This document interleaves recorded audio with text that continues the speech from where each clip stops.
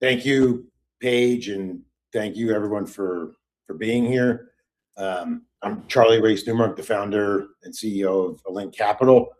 I thought it'd be helpful to share how this company was born, why I built it, and how we all got here.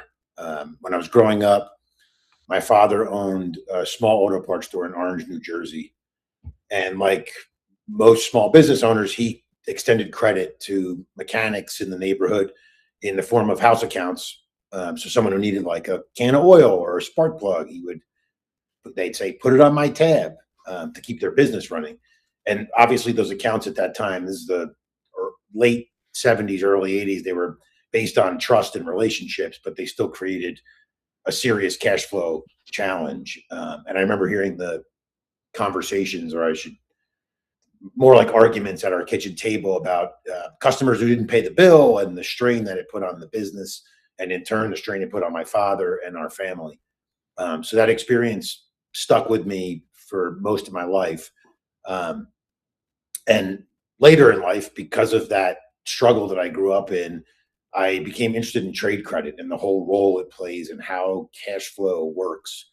And then something I discovered seeing backwards, which I'm sure you've all experienced, is uh, small businesses are effectively acting as lenders by extending credit, but these traditional lenders and banks had all this money, and then I realized, well, the banks only give you money if you need it. If you don't need it, and if you need it, then you have a problem getting it. So, um, I couldn't find a lender to um, essentially back unsecured debt, which was to like mechanics and plumbers, like my father was.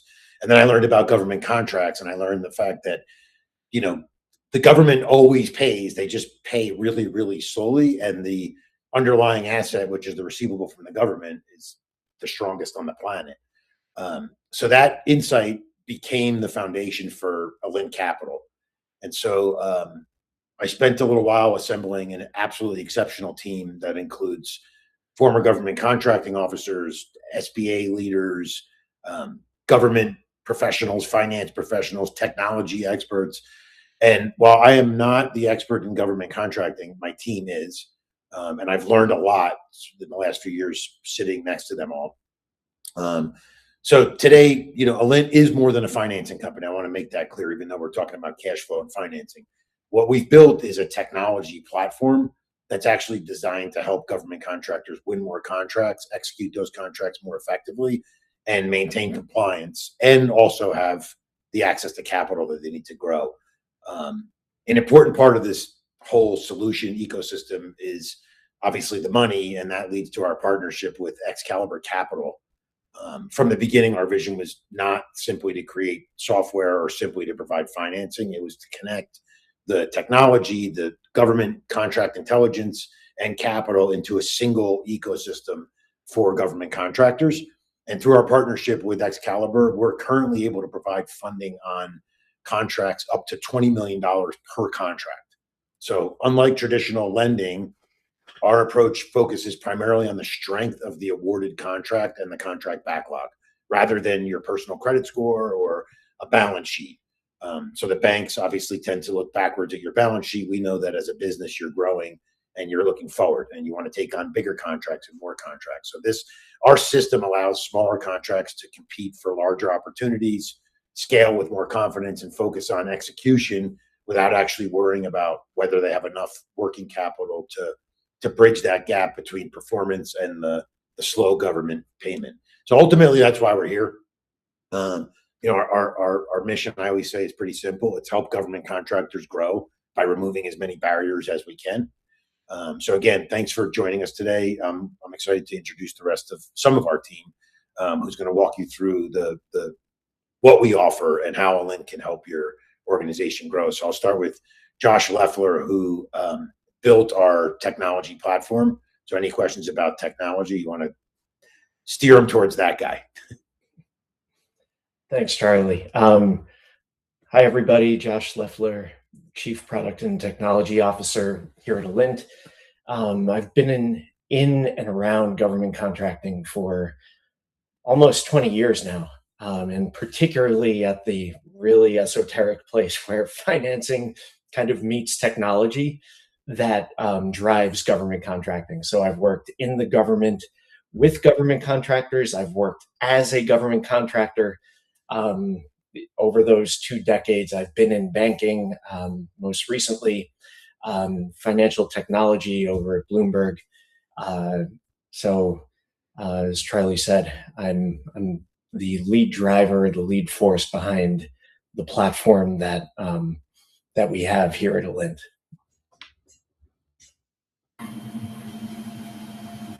Eric?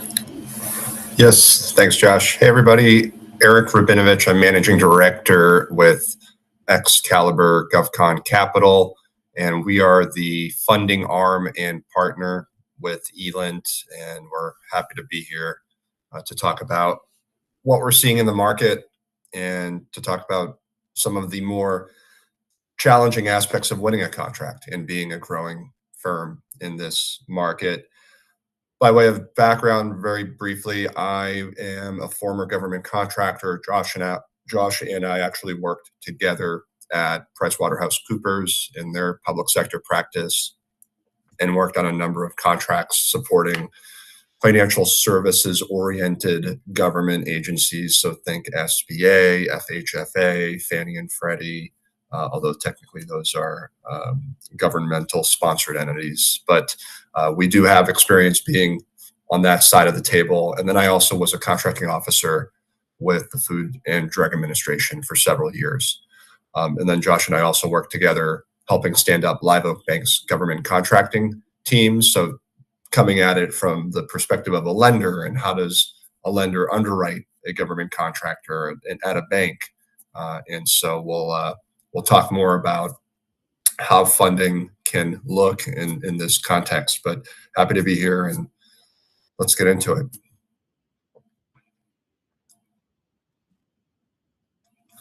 Okay, so I think one of the more common misconceptions for a lot of newcomers into the government contracting space or folks considering getting into the market is winning work can actually, and let's also assume for the sake of this conversation, we're talking about profitable contracts, right? There's margin built in.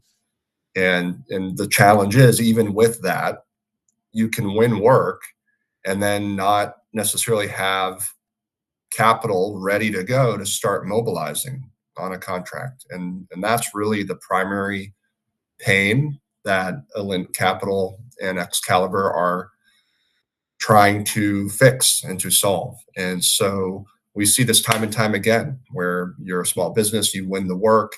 Could be your first contract. If you're a newcomer, it could be a long-standing business who's been doing this for years, and maybe they've won a very large contract. And the existing backlog that is, again, profitable, generating a healthy margin, it's not enough to be able to cover those essential expenses that have to start getting incurred as soon as you mobilize. If you're talking about whether it's professional services or goods, often there's that gap where you have to start paying either for employees or subcontractors, could be products, raw materials, supplies. There's a delay between when you start incurring those costs and then once you're able to start invoicing and be able to start getting payments on that contract. And so we'll get into how our product works, but that's really that gap. That's the challenge that we serve to fix and to make an afterthought, so that you can focus on going out, winning new work, getting proposals out, and not having to worry about actually executing. As everyone knows, if you don't execute well, if there's performance issues, if the government starts to doubt your capabilities, there's a steep cost to that, right? You could potentially have a contract terminated for default. You might have to deal with a cure notice. These are things, that can impact your CPARs. You, of course, want to avoid that at all costs, because that can be the thing that prevents you from winning any new work. And I don't think anyone wants that to be the result of actually what is and should be great news, which is winning work. But that's what we see if folks don't have that access to capital piece ironed out, and if they don't prepare for it ahead of time. So let's go through an example. So generally speaking, I know there could be some exceptions to this. There's contingencies on, what kind of contract are we talking about? What, is it a good? Is it a service? But generally speaking, just to go through what that cycle can look like. So of course, let's just start the clock winning a contract. So of course, you get notified by the contracting officer and the award team. And depending on the timing, you're going to have to start figuring out how to start covering costs. And again, this can vary from newcomers to the market, whether it's your first contract, could be an existing long-standing member or a GovCon member who you've won your next contract, and now you have to start covering these costs. So usually it's those first 4 weeks that are the most critical. This is when you have to start getting folks, staffed, onboarded, getting payroll set up for everybody. And if you're thinking about a 1 month time frame, 4 weeks, most companies we work with, we see about anywhere from a monthly payroll to a bi-weekly. Those are the two most common the timelines we see for processing payroll. So if it's every 2 weeks, you're going to have 2 payroll cycles, assuming you're not able to invoice for 1 month. And then after that, you send the invoice in, and maybe the government's trying to cover a net 30 payment term in terms of approving that invoice, setting it up the chain at their local financing, whoever the finance office is within the agency, depending on the customer. I mean, obviously different names for different offices, but generally this is what the process looks like, whether we're talking about a contract at the Department of War, at the Food and Drug Administration, under HHS, where I used to work. This is generally going to mirror this process, no matter who the agency is. And so if you have to cover 2 payroll cycles, and then you're starting month 2, you're able to invoice for month 1. If it doesn't get processed and paid for another 30 days, you now have 2 months of payroll cycle. So 4 payroll cycles before you actually might start getting the first dollar of revenue on that contract. And that 60 days is critical, right? That's when you have to start. You want and have to start well to keep the customer happy, to make sure you're going to be able to get a good CPARS rating and be able to hopefully win new work with the government, because now you're a trusted vendor and you want to leave that first impression as positive as possible. So this is a common issue. There are cases, I know there's exceptions. There's cases where certain agencies are really good about the prompt payment compliance, and they can get invoices processed in 2 weeks or less. I mean, that does happen. Of course, everyone wants to see that. I think from our standpoint, and Josh, feel free to weigh in, that's more of an exception than the rule. And I wish it were different, because it would mean government contractors could have to worry a lot less about the access to capital, but it's a rampant issue. And so for me, it's not common. And so that, again, this is what we're trying to solve in the marketplace. And I think, just to add to that, Eric, you mentioned 2 weeks is rare but possible, but also 60 and 90 days is also possible on the back end. So there's, you mentioned a 30-day payment after invoice is submitted, but that payment could come in 60 and 90, which we've seen, which can really put you out for 6-10 payroll cycles plus materials and everything else. Yeah, exactly. Well said, Charlie. And these might be edge cases, but to your point, there's instances where what we think of as small issues, maybe there's a typo on the invoice. Maybe it was sent to someone who was out of the office. Small things like that can very quickly compound into significant delays. In some cases, you have to correct the invoice and send it in, and then maybe that 30-day or 60-day clock restarts. Sometimes you have to really get, and this doesn't go away if you have access to capital. You still want to get paid and you want the invoice to be processed as fast as possible. But it puts small business government contractors in an awkward place if they have to really escalate and go to the government and start. You don't want to alienate your customer by demanding that they pay your invoice, but you also want to get paid for the work you've rendered and that your team has delivered. And so there is a added stress where if you're having to contend with the government's slowness and tardiness in processing these, it can strain that relationship. And so just having that access to capital, of course, while you still have to collapse those receivables, it doesn't make it maybe as stressful, and at least gives you a facility to be able to continue to manage that gap and the gap in timing between incurring expenses and having to, or being able to get paid. So, and Eric, if I can just jump in here, just very quickly, that's part of the reason why we created the unique financial product that we did, right?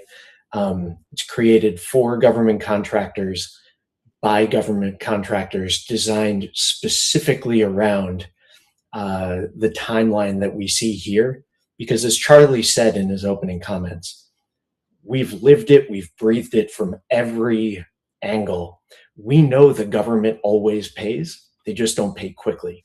So it's hard to find financial vehicles that are affordable, that will allow you to grow with your government contracts. And we can talk a little bit more about it in more detail later, but that's exactly what we've done here. And anyone who wants to have a conversation about that in the audience, please ask a question about it, reach out to any of us. We're here to talk. So, yeah. okay, I think we can go to the next slide. So just to dive a little deeper in terms of some of the different examples of costs that are likely to come up. And again, this is going to be a function of the type of contract, who's the customer. Of course, if you're doing work with the Army, it'll likely be different goods and services that are being purchased by the Army compared to someone like or an agency like CMS, that Department of Health and Human Services. But generally speaking, most commonly, these are the types of expenses that need to get covered in those first 1 to 2 months. In terms of the gap, right? Of course, those expenses, if it's a services contract, will continue. But once you get into that rhythm of actually being able to start getting receivables and actually paying your staff, paying subcontractors, that's the point everyone's striving to get to. But those first, again, usually 6 to 8 weeks, 1 to 2 months, it's that critical period where you want to ensure you're starting that work on the most positive foot you can, and leaving a great first impression, or continuing to keep the customer happy if it's a subsequent contract and maybe your presence is growing within a particular agency. So payroll, I would say, is at the top of the list if we're talking about services contracts. Materials is, of course, if it's a goods, services, and you need to order, depending on the payment terms you might be given by your vendor or vendors. If you're new with them, if you're a new client, you might have no payment terms with them. They might want essentially cash on delivery. So this is something where timing can play a big factor in what payment terms you get. And of course, that has implications into what your financing needs may be. So good news is, if you continue to do good work and you're, of course, able to consistently pay your vendors, eventually they should be able to start offering some terms, and that'll help reduce some of the burden on relying on financing. But of course, to Charlie's point earlier, you're going to want it, because if you're going to win contracts, you're going to need it. And to have it but not need it is going to be infinitely better than needing it and not having it. In this case, it being the financing facility to be able to bridge those gaps between incurring costs and receiving payment from your customers. So subcontractors, of course, is another example here. And again, depending on your payment terms, that will play a role in what you might have to finance. Bonding and compliance. Bonding is typically, on A&E construction type of contracts.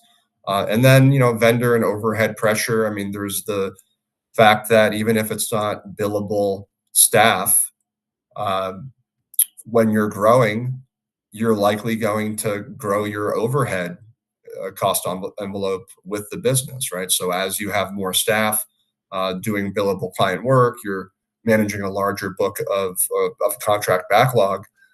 You're likely going to have to hire more bookkeepers, more controllers, more sales reps, et cetera. And that's overhead too, and that's partially baked into all of the contracts that you're performing on. So all of these things play a role. And just to add, you mentioned bonding and compliance. I wanted to mention that our finance, and we've spoken with several bonding companies.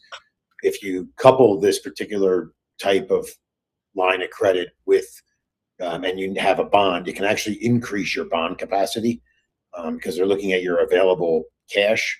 So when they see that you have essentially a financial partner with ELINT Capital, where we're funding and fueling your operation, we've seen where the bonding capacity can increase with that, which can then in turn allow you to take on more and larger jobs. Yeah, thanks for adding that. I wanted to bring that up and stress how going to my earlier point about making a great first impression. One of the things that can happen in the intervening time from when you're being selected as the awardee until the work actually starting, there are on some of these contracts, and construction is one of them, if there's certain licenses or in this case bonding you need to get and you didn't think about that ahead of time, I have seen cases where you assume you're going to be able to increase your insurance coverages, get bonding, and sometimes you run into friction there. And to Charlie's point, the access to capital, showing you have sufficient liquidity or access to enough liquidity to be able to meet those requirements is critical. And I've seen cases that might sound like a chicken and an egg scenario, but if they don't have that capacity, that financing, then you might not get that additional level of bonding. So, keeping the awards you've been awarded is obviously a critical, priority for everybody. So this is probably nothing new for folks who are in the industry and have been doing this for years, but for newcomers, I know there's been a lot of renewed interest in the government contracting market. There's, of course, huge initiatives right now within the contracting and acquisition space to streamline how the government is able to purchase goods and services and to open it up and be basically easier for the government to get contracts in place. I know there's been a lot of newcomers to the market trying to participate in that upside, and this is important for them to understand.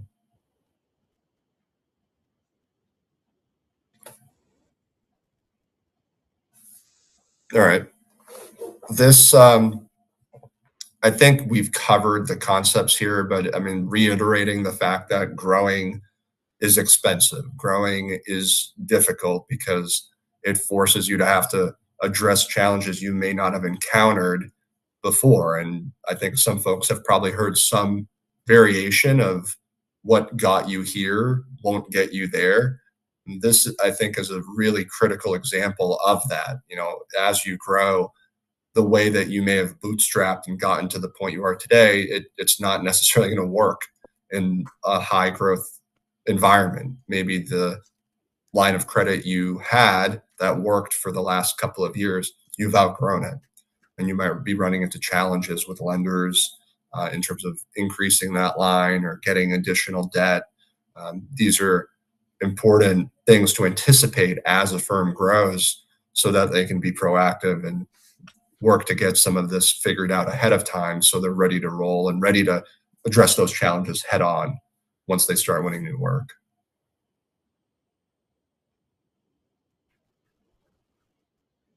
So just focusing a bit on the IT contracting space, professional service space, it's similar to the themes we've been chatting about, but obviously payroll talent, this is the biggest thing. And you want to keep your talent happy. You want to be able to provide them opportunities.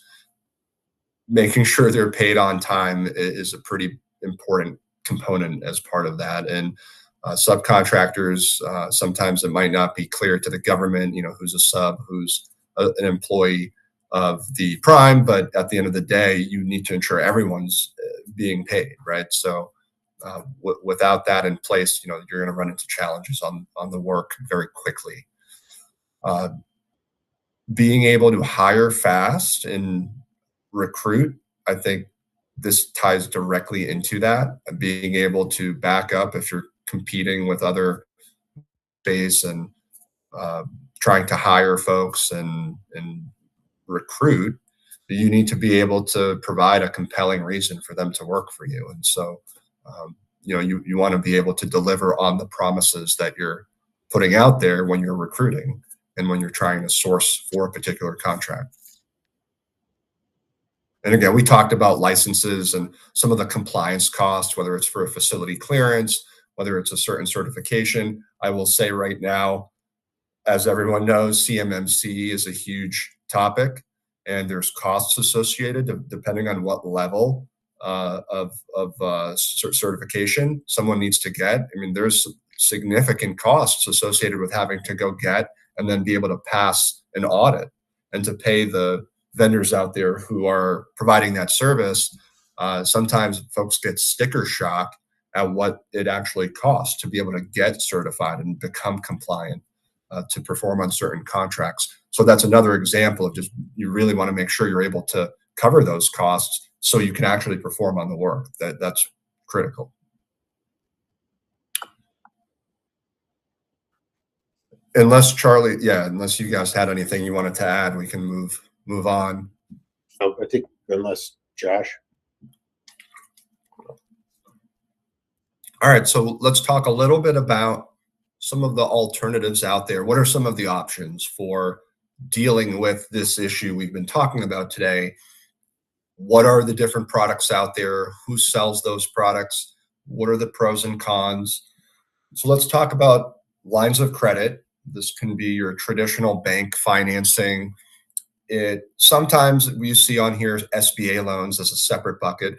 Lines of credit can be delivered in the form of an SBA loan. There's the SBA Express line of credit. The general downside or challenge with both of these, both traditional lines of credit, SBA loans, I'll also throw in, if we're talking about a bank line of credit, we could also be talking about asset-based lines of credit, where you're able to borrow against accounts receivables, inventory, works in progress, raw materials. So the challenge with that is you need to have assets first. You need to have an invoice issued if you're going to borrow against an invoice. You need to have inventory on the balance sheet if you're going to borrow against that. And in a lot of instances, especially if it's a services contract, you don't have any of that yet. In the time frame we're focused on, if it's the first month or two and you're hiring, you're onboarding, you're paying for certain compliance items that need to be completed to be able to start performing, if all of those costs are being incurred in those first 30 days, but you haven't yet been able to invoice, well, an asset-based line of credit in that scenario won't be of much help. Maybe you do have some inventory, or perhaps there could be accounts receivables from other contracts that you have and that you might be performing on. But if you already have a line of credit in place and you're already borrowing against those, then that might prevent you from tapping into any value.